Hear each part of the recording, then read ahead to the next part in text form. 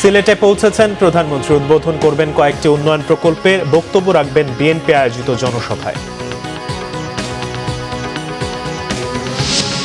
ঝালকাঠি সদর হাসপাতালে মালামাল ক্রয়ে ব্যাপক দুর্নীতি। ৭০ লাখ টাকার এক্স-রে মেশিনের দাম 2,95,00,000। অভিযোগের তীর অসাধু কর্মকর্তাদের বিরুদ্ধে। ইরানে অবিস্ফোরিত বোমা সরানোর সময় বিস্ফোরণে 14 সেনা নিহত।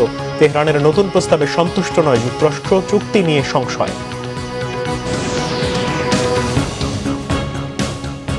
দেখছিলেন ক্রাউন সেভেন সংবাদ শিরোনাম। এবারে বিস্তারিত। প্রধানমন্ত্রী হিসেবে দায়িত্ব নেওয়ার পর প্রথমবারের মতো সিলেটে গেছেন তারেক রহমান।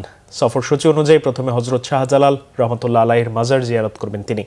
বিএনপির স্থানীয় নেতাকর্মীরা জানান, বেলা 11টার দিকে সিলেট সার্কিট হাউস সংলগ্ন সুরমা নদী পাড়ের চাঁদনীঘাট এলাকায় জলাবদ্ধতা নিরসনে সিটি কর্পোরেশনের একটি প্রকল্পের ভিত্তিপ্রস্তর স্থাপন করবেন প্রধানমন্ত্রী। পরে সুধীর সমাবেশে অংশ নেবেন এবং দুপুর 12টার দিকে সদর উপজেলার কান্তিগাঁও ইউনিয়নে বাসিয়া খাল খনন কর্মসূচির উদ্বোধন করবেন তারেক রহমান।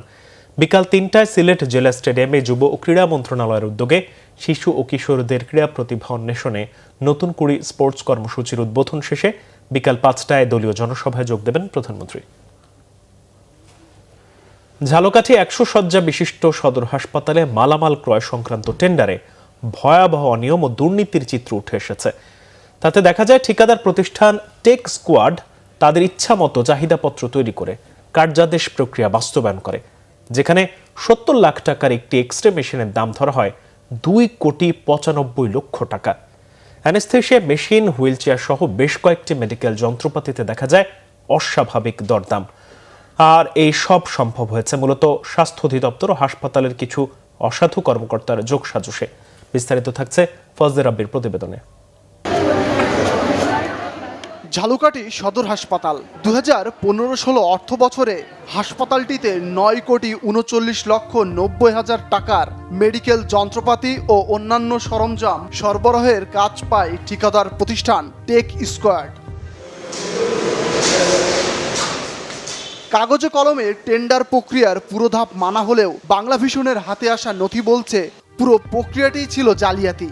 হাসপাতালের যন্ত্রাংশ কেনাকাটা বাবদ new vision মেডিসিস্টেম, Phulhar and company সহ মোট 3টি প্রতিষ্ঠানের কাছ থেকে মালামাল ক্রয়ের কোটেশন সংগ্রহ করে ওই সময়কার হাসপাতালের বাজার দর যাচাই বাছাই কমিটি।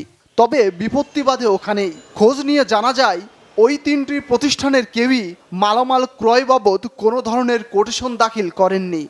এখানে এই কোটেশনের নিচে যাদের সিগনেচার আছে এদের মধ্যে কোনো একটা সিগনেচার আসলে আমাদের না। তা আমরা যদি কোথাও কোনো কোটেশন দেই আমাদের নিজেদের প্যাডে, সেটা যেভাবেই হোক না কেন সেখানে আমাদের একটা সিল থাকে, একটা সাইন থাকে, এবং আমার জানা মতে আমাদের সাইন সিগনেচার আপনি যে খুব একটা নকল করতে পারবেন সেটা আমরা দেখলেও বুঝতে পারি আর কি। তো আপাতত এই যে আপনি যে কাগজটা আমার সামনে দিলেন, এখানে যতজন লোকের সিগনেচার আছে এর মধ্যে কোনো কেউই আমরা না, এবং আমাদের সিগনেচারও এটা না। এখন প্রশ্ন হলো, তাহলে কিভাবে সম্পন্ন হলো টেন্ডার প্রক্রিয়া? অভিযোগ আছে ইচ্ছামতো চাহিদাপত্র তৈরি করে ওই ঠিকাদার প্রতিষ্ঠানকে কাজ পাইয়ে দিতে সাহায্য করেন তৎকালীন সিভিল সার্জন আব্দুর রহমান। যদিও এসব বিষয়ে সরাসরি কথা বলতে রাজি হননি তিনি। এখন হলো 26 সাল, এইটা 2015 সাল, আজকে 26 সাল। দুঃখিত ভাই, এ ব্যাপারে আমি এখন কোনো কথা বলতে পারবো না আপনাকে। শুধু টেন্ডার প্রক্রিয়া নয়, টেক স্কোয়াড প্রতিষ্ঠানের মালামাল ক্রয়ও মেলে অসঙ্গতির চিত্র। 2016 সালে 83,000 মূল্যের একটি এক্স-রে মেশিন বিক্রি করে 2,95,00,000 টাকায়। ওই একই এক্স-রে মেশিন 2018 সালে প্রতিষ্ঠানটি বিক্রি করে 1,90,00,000 টাকায়। 5,000 টাকা মূল্যের আমদানিকৃত চাইনিজ একটি হুইল চেয়ারের দাম দেখানো হয় 24,000 টাকা। এছাড়াও প্রতিষ্ঠানটি 2021 সালে জার্মানি ব্র্যান্ডের একটি অ্যানেস্থেশিয়া মেশিনের প্রতি ইউনিট দাম দেখায় 20,80,000 টাকা। অথচ ওই একই মেশিন 2016 সালে তারা সরবরাহ করে দ্বিগুণের চেয়ে বেশি দামে। বাংলাদেশি মার্কেটে এসব যন্ত্রাংশ বিক্রি করে এমন কয়েকটি প্রতিষ্ঠানের সঙ্গে আমরা কথা বলি, তারাও দরদামে কিছুটা অসঙ্গতি দেখতে পান। 1000 এক্স-রে মেশিন, এটার অ্যাপেলেম ফ্রান্সের একটা সাপ্লাই দেওয়া হয়েছে, যে মেশিনটার আপনার বাংলাদেশে ওই সময়কার কারেন্সিতে, অর্থাৎ 16 সালের কথা বলতেছেন, তো ওই হিসাবে আমার অ্যাকর্ডিং টু মাই নলেজ এটা 1.25 থেকে 150 ক্রোর এক একটা সেট সলিউশনের দাম হওয়া উচিত।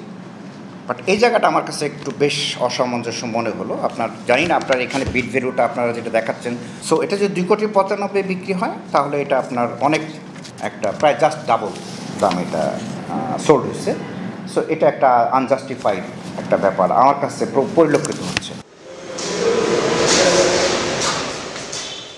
খোঁজ নিয়ে জানা যায় টেক স্কোয়ার্ড প্রতিষ্ঠানটির কর্ণধর মোহাম্মদ জাকির হোসেন পাটোয়ারি, যিনি একই সাথে আলমদিনা গ্রুপের ব্যবস্থাপকের দায়িত্বে আছেন। এসব বিষয়ে তার সঙ্গে একাধিকবার কথা বলতে চাইলেও সাড়া মেলেনি। আপনি যে নম্বরটিতে কল করেছেন তা এই মুহূর্তে ব্যস্ত আছে।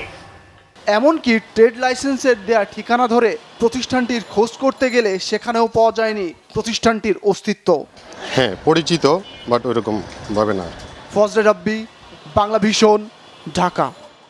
যুক্তরাষ্ট্রের ফ্লোরিডায় নিখোঁজ হওয়ার পর উদ্ধার হওয়া দ্বিতীয় মরদেহটি বাংলাদেশি পিএইচডি শিক্ষার্থী নাহিদা সুলতানা বৃষ্টির বলে নিশ্চিত করেছে স্থানীয় কর্তৃপক্ষ। শুক্রবার যুক্তরাষ্ট্রের বাংলাদেশ দূতাবাসের প্রেস মিনিস্টার গোলাম মর্তজা বিষয়টি নিশ্চিত করেছেন। ওয়াশিংটন ডিসিতে বাংলাদেশ দূতাবাস ও মিয়ামিতে বাংলাদেশ কনসুলেটের সমন্বয়ে মরদেহটি বর্তমানে দেশে পাঠানোর প্রক্রিয়াধীন রয়েছে। এদিকে অপর নিহত শিক্ষার্থী জামিল আহমেদ লিমনের মরদেহ আগামী 4 মে সোমবার ঢাকায় পৌঁছাবে। এমিরেটস এয়ারলাইন্সের একটি ফ্লাইটে সকাল 8:30টার দিকে হজরত শাহজালাল আন্তর্জাতিক বিমানবন্দরে মরদেহটি পৌঁছানোর কথা রয়েছে। লিমন ও বৃষ্টি দুজনেই 27 বছর বয়সী পিএইচডি শিক্ষার্থী ছিলেন। গত 16 এপ্রিল তারা নিখোঁজ হন। লিমনের রুমমেট হিশাম আবু ঘারবিয়ের বিরুদ্ধে এই জোড়া হত্যাকাণ্ডের অভিযোগ উঠেছে। দোষী সাব্যস্ত হলে ফ্লোরিডার আইন অনুযায়ী তার মৃত্যুদণ্ড হতে পারে। আন্তর্জাতিক প্রসঙ্গ। ইরানে অবিস্ফোরিত বোমা অপসারণের সময় বিস্ফোরণে ইসলামিক বিপ্লবী গার্ড বাহিনী IRGCর 14 সদস্য নিহত হয়েছে। এদিকে যুদ্ধ বন্ধে ইরানের দেয়া সবশেষ প্রস্তাবেও সন্তুষ্ট নন মার্কিন প্রেসিডেন্ট ডোনাল্ড ট্রাম্প। শুক্রবার ইরানের উত্তর পশ্চিমাঞ্চলীয় জানজান প্রদেশে বোমা অপসারণের সময় ওই বিস্ফোরণের ঘটনা ঘটে। নিহত IRGC সদস্যরা একটি বিশেষ ইউনিটের দায়িত্বে ছিলেন। মূলত যুক্তরাষ্ট্রের নতুন করে হামলার হুমকির মুখে পাল্টা হামলার প্রস্তুতির জন্য ভূগর্ভে চাপা পড়া মিসাইল ও গোলাবারুদ উদ্ধারে তৎপরতা শুরু করেছে ইরান। এদিকে যুদ্ধের স্থায়ী সমাধানে পাকিস্তানের মধ্যস্থতাকারীদের মাধ্যমে ইরানের দেয়া নতুন প্রস্তাবটি নাকচ করে দিয়েছেন মার্কিন প্রেসিডেন্ট ডোনাল্ড ট্রাম্প। একই সঙ্গে ইরান আদৌ কোনো চুক্তিতে পৌঁছাতে পারবে কিনা তা নিয়েও সংশয় প্রকাশ করেছেন তিনি। যুদ্ধবন্ধে ইরানের নেতাদের মধ্যে প্রচণ্ড মতভেদ রয়েছে বলেও দাবি করেন ট্রাম্প। আর এই পরিস্থিতিতে জার্মানি থেকে 5,000 সেনা প্রত্যাহারের ঘোষণা দিয়েছেন মার্কিন প্রতিরক্ষামন্ত্রী পিট হেগসেথ। বিশ্লেষকরা বলছে ইরানে নতুন করে হামলার জন্য গোলাবারুদ ও সেনা প্রস্তুত করছে যুক্তরাষ্ট্র। যুদ্ধ পরিস্থিতি নিয়ে তুরস্ক, মিশর, কাতার, সৌদি আরব, ইরাক এবং আজারবাইজানের পররাষ্ট্রমন্ত্রীর সঙ্গে ফোনে আলাপ করেছেন ইরানের পররাষ্ট্রমন্ত্রী আব্বাস আরাকচি। এই ছিল এখনকার মতো। পরের সংবাদ সকাল 11টায়। এছাড়া বাংলা ভিশন সংবাদ ও সংবাদ সংশ্লিষ্ট অনুষ্ঠানটিতে ভিজিট করুন www.bbnews24.com ও facebook.com/banglavishnnews এবং সাবস্ক্রাইব করুন youtube.com/banglavishnnews। ধন্যবাদ।